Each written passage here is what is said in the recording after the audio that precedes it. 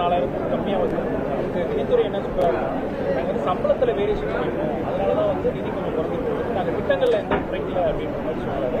Okay, இன்னொன்று இந்த மதுக்கடையில் பொறுத்த வரைக்கும் ஸ்கேனிங் அதை பற்றி நீங்கள் என்ன சொல்றீங்க? இல்லை, இப்போ கல்வித்துறையில வந்து 4000 கோடி கம்மியா கொடுத்திருக்கிறாங்க. ஆனாலும் ஓராசிரியர் பள்ளிகள் எத்தனை இருக்கிறது தெரியுமா? ஆயிரக்கணக்கான பள்ளிகள் ஓராசிரியர் பள்ளிகள் தான்.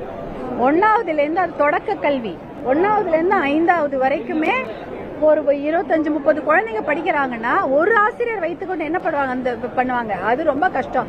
அந்த ஒரு ஆசிரியரே தலைமை ஆசிரியராகவும் இருப்பாரு, அவரே தான் அங்கன்வாடியில போய் சமைக்கவும் செய்வாரு. இதே தான் வேலை. அவங்க திடீர்னு மீட்டிங் கூப்பிடுவீங்க, மீட்டிங் கூப்பிட்டா போகணும். அதே சமயம் ஆசிரியர்கள் வைத்து தான் பல வேலைகளை அந்த பகுதியில் செய்ய போறீங்க. அப்போ ஓராசிரியர் பள்ளிகள் ஆயிரக்கணக்கான பள்ளிகள் இருக்கிறது. அப்படி இருக்கும்பொழுது அதுல கூடுதலாக ஆசிரியர்களை நியமித்து அவங்க வந்து பசங்களுக்கு பள்ளிக்கூடத்திற்கு